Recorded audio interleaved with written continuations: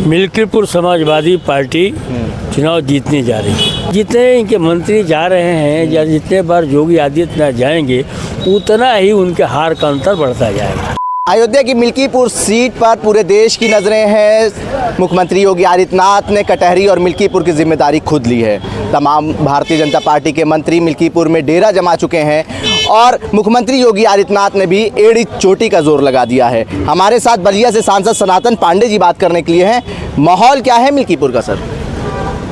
Milkipur Samajwadi party चुनाव जीतने जा रही है। मिल्कीपुर के लोग उपचुनाव जो निर्धारित समय पर तय हुआ था उसी से मन बना लिए थे कि हम मिल्कीपुर से जो है समाजवादी पार्टी के पक्ष में वोट करेंगे जी। उस वोट को टालने से जो भारतीय जनता पार्टी डरी हुई थी कि हम हार जाएंगे, हार के डर वजह से वो अपने लोगों को खड़ा करके चुनाव को आगे बढ़ाने का काम किया गया था। इससे भी वहाँ की जनता आक्रोशित है और जितने इनके मंत्री जा रहे हैं या जितने बार योगी आदित्यनाथ जाएंगे उतना ही उनके हार का अंतर बढ़ता जाएगा। वजह क्या है सर? भारतीय जनता पार्टी से नाराजगी है क्या मिल्कीपुर में? भारतीय जनता पार्टी की तो नाराजगी पूरे देश में है। देश के करोड़ों युवा आज उनके ठगी का शिकार है। किसान जो है अलग परेशान है। जहाँ 700 जिस देश में किसान मरते हों वहाँ पर किसानों का MSP मूल्य नहीं मिल पा रहा हो। ये साजिश के तहत जो है बड़े बड़े पूंजीपतियों को सामने लेकर आ रहे हैं। बड़े बड़े कारोबार काम उनको सौंप रहे हैं। तो प्राइवेट कंपनियों पर जो है आरक्षण नहीं लागू है, नौकरी में आरक्षण नहीं लागू है।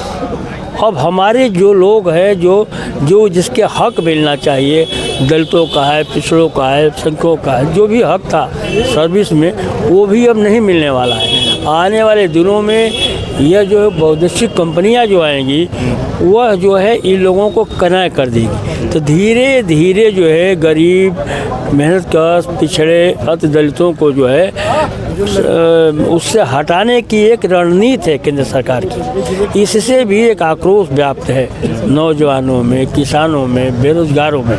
इसका सबका असर इस चुनाव में दिखेगा और भारतीय जनता पार्टी बुरी तरह से चुनाव हारेगी। सनातन जी, एक बहुत महत्वपूर्ण सवाल ये है कि जब 9 सीटों पे उपचुनाव हुआ उत्तर प्रदेश में, भारतीय जनता पार्टी ने 7 सीटें जीती, आपके खाते में 2 सीटें आईं, तब आपने कहा कि भारतीय जनता पार्टी चुनाव नहीं लड़ रही थी, प्रशासन चुनाव लड़ रहा था। अब 1 सीट पे उपचुनाव है, क्या कुछ तैयारी है समाजवादी पार्टी की? क्योंकि अखिलेश यादव ने प्रेस कॉन्फ्रेंस में ये साफ कर दिया था कि अगर प्रशासन इस बार कुंदरकी के जैसे हरकत करे तो आप लोग जो कदम उठा सकते हैं वो उठाइएगा।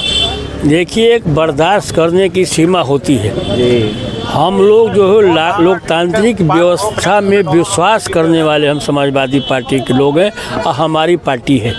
लेकिन अगल बगल के देश देखिए जो आपसे जुड़े हुए हैं जी।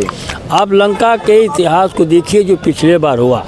अगर जनता आक्रोशित हुई तो राष्ट्रपति के घर तक भी पहुंचने का काम किया और राष्ट्रपति को भागना पड़ा।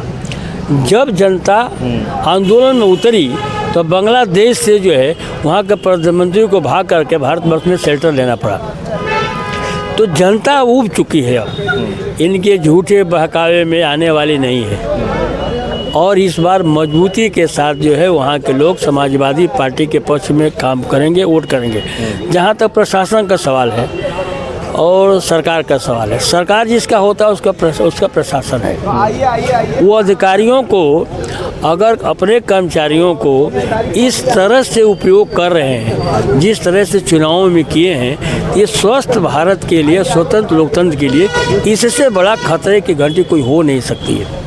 अगर ऐसा ही देश में होने लगे कि हम चुनाव जो है अपने अधिकारियों के बल पर जीते, हम अपने पुलिस के लोगों के बल पर जीते, तो फिर भारत में लोकतंत्र कहाँ रह गया?